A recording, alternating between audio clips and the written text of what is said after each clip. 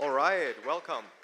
So from the depths of the Rhine River into the infinity of the Cosmos ecosystem, I've prepared a little presentation about the challenges and problems in the Cosmos ecosystems we are facing right now, how to fix them, and perhaps if there is a Cosmos season on the horizon.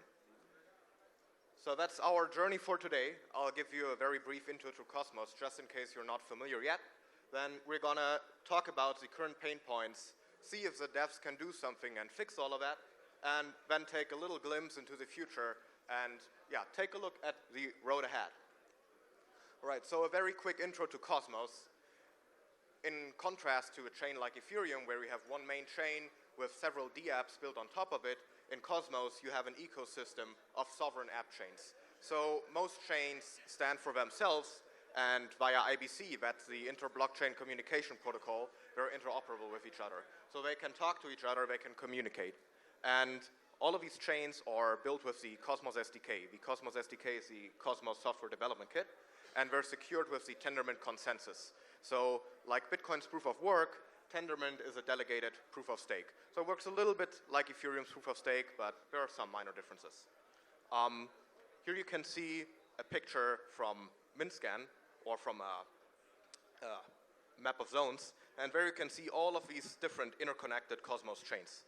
And a challenge the Cosmos ecosystem is facing since 2022 has been a fairly strong decline in interest and liquidity over the last couple of months, and we want to see why that's the case and how we can get out of that stronger. All right, so some current pain points. The Osmosis TVL is a pretty decent proxy for the development of the ecosystem, and it declined over 90% from its peak. So around a year ago, you might remember that Luna UST thing, when that still existed. Osmosis had a TVL that's total value locked of over 1.8 billion. And today, we're only at 160 million left. So a decline of more than 90%. And you can see similar dynamics on other app chains like Evmos, Juno, and Secret Network, where you have a couple of dApps running. To understand why that's the case, why Cosmos faces so many challenges, let's try to understand the current pain points. So first of all, we have a huge struggle with public goods funding. If you look at an ecosystem like Ethereum, it's always network first. So every dApp that's built on Ethereum kind of profits from the same public good that are built and funded by the Ethereum Foundation.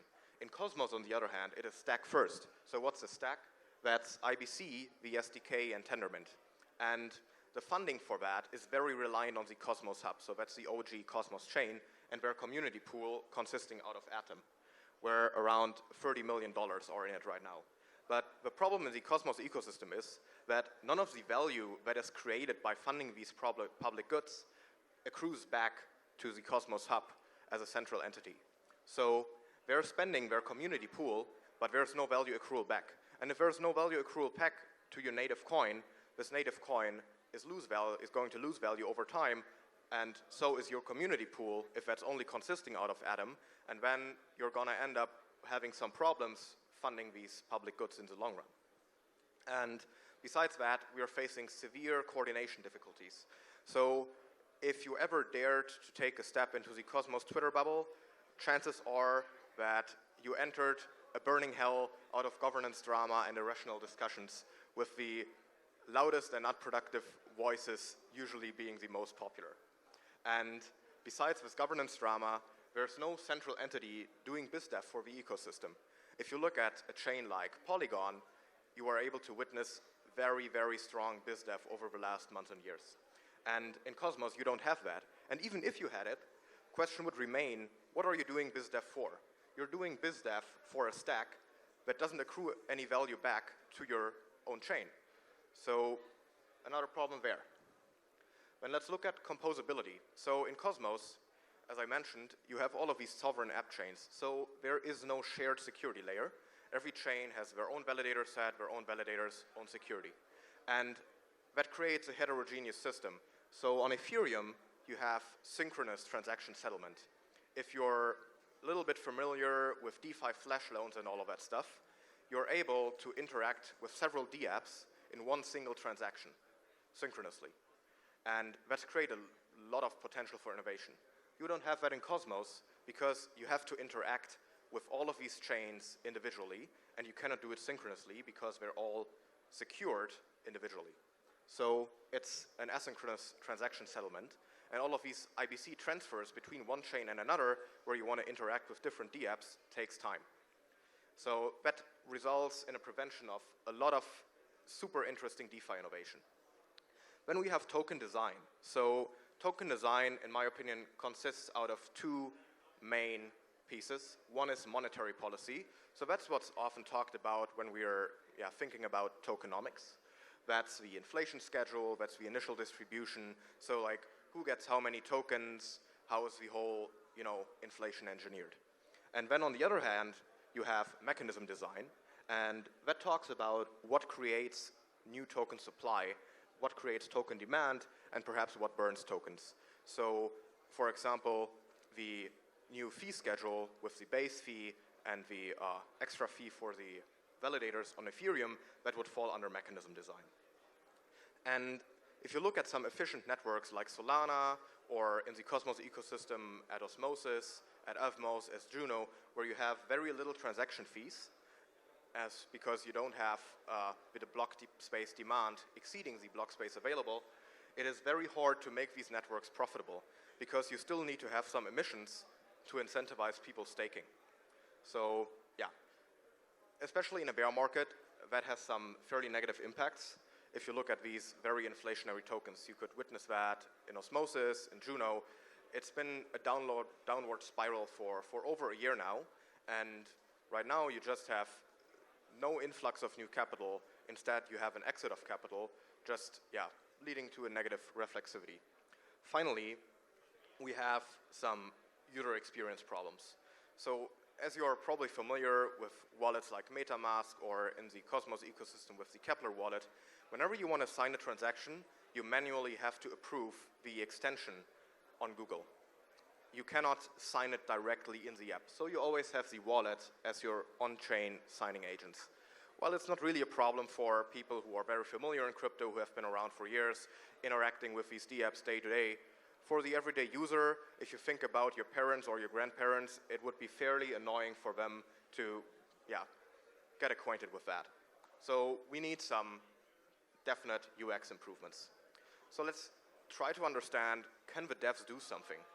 I think they can by providing some bottom-up tech solutions. So I am fairly bearish on anybody who would say that, we can solve all of these problems politically or economically, we just need more token incentives, we just need more governance.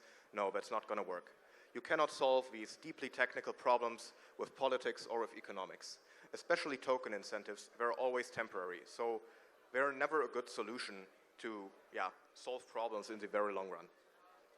The largest narrative you have in the Cosmos ecosystem right now, and probably the narrative that's going to bring upon the most benefits, are liquid staking derivatives. So before liquid staking derivatives, when you staked your coins, they were locked. You could not really use them for anything else. But with LSDs, you get a receipt token, and you can use these receipt tokens in some DeFi applications. And what you have in Cosmos is multi-billion dollars staking TVL. So if you look at the staking ratios, so the percentage of total coins in circulation being staked, they're fairly high in the Cosmos ecosystem, because usually you've been getting very decent staking yields. But a problem of that arises that you had an opportunity cost between deciding, do I want to stake or do I want to use these coins in DeFi? And you were only willing to stake if your staking yields outperformed your DeFi yields, and you were only willing to use them in DeFi if your DeFi yields outperformed the staking yields. And I mean, of course, as an ecosystem, you want people to stake your coins because that secures your network, that creates economic security.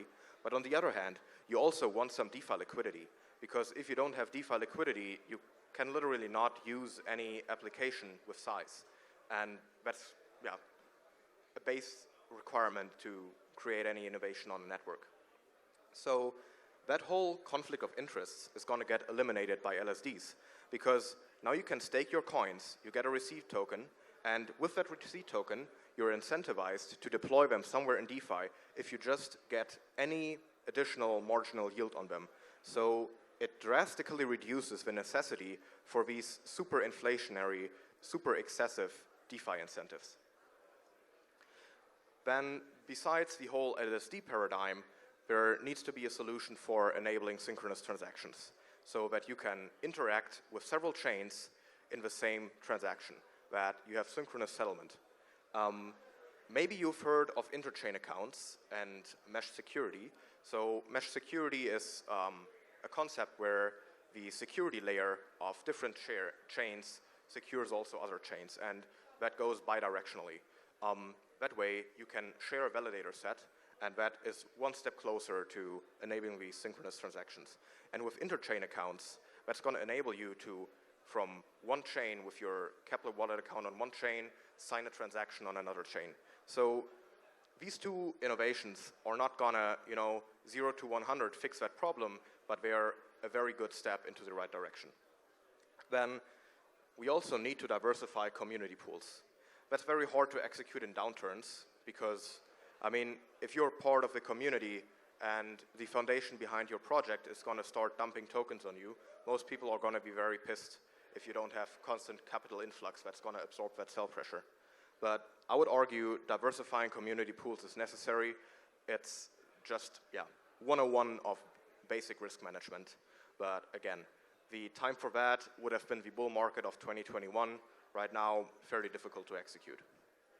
Besides that, we need to introduce some sound token mechanisms that can be achieved on the one hand by adapting the monetary policy. So some tokens should definitely think about cutting inflation. Right now, there are some governance proposals on osmosis, for example, discussing that, because these mechanisms are only suitable for bull markets where you have constant influx of capital, but not for sideways or bear markets where you either have a net capital outflow or pretty much a net zero. And that's the only problem where I think governance can really help. Because if you're a community member of the Cosmos ecosystem, and if you engage in Twitter, and if you lobby for these governance proposals, that's where you can change something. You're not going to fix the tech problems with governance, but you can fix the economic problems with governance. Here's a meme about the utility of the Atom coin. So Atom, not without reason, has the reputation of being the Dogecoin for academics, because if you really think about it, there's not a lot of utility for Atom. And that's a problem that still needs to be solved. So you could use them for interchain security. That's going to accrue some rewards from other chains. That's still up to come. And on the other hand, you can pay with Atom for your Cosmoverse tickets, which is the largest Cosmos conference. But other than that, not a lot of utility right now. So let's finish off with a little glimpse into the future. So with all of these problems, with all of these challenges, is there hope on the horizon? I think definitely yes, because the Cosmos ecosystem has some key strengths that no other ecosystem can match. It's, out of all ecosystems, probably the most bottom-up. There is very little involvement of VCs. I'm not saying that VCs are a bad thing in crypto. I think they are a net positive. But of course, they also have their own interests, and that might lead to some interest conflicts, and in Cosmos, you don't have that. So because there's not that much capital at risk, you can usually use Cosmos as a playground, as an innovation zone, because you can try around, you can play around without having to worry about, wrecking tens of billions of dollars at a time. Luna probably was that only exception. Then the tech in Cosmos is very resistant, very strong. You have very technically competent teams. Where it's usually lacking is biz dev and marketing. And the liquidity in Cosmos is very organic. So you don't have a huge presence of market makers. Then just finishing off with these Cosmos seasons. These seasons, you've seen it with Layer 1s in 2021. You've seen it with Arbitrum a couple of months ago. These are usually irrational. And still, you need some fundamental storers. So if you really want to get to mass adoption with Cosmos, you need some groundbreaking innovation. You need a paradigm that no other chain has that brings actual utility to crypto. And therefore, Cosmos' long-term value definitely lies in its tech. It doesn't lie in its politics. It doesn't lie in its economics. And with that, very happy to finish off my talk. If you guys want to learn more about Cosmos, just feel free to scan that QR code, where you can follow Frens Validator. On Twitter, we are publishing a lot of threads about the Cosmos ecosystem, and so do we publish videos on YouTube. And if you have any questions, let me know. I'm going to be around for the rest of the day. Big applause for our pro navigator in the Cosmos ecosystem, Max Windhagen. Thanks a lot.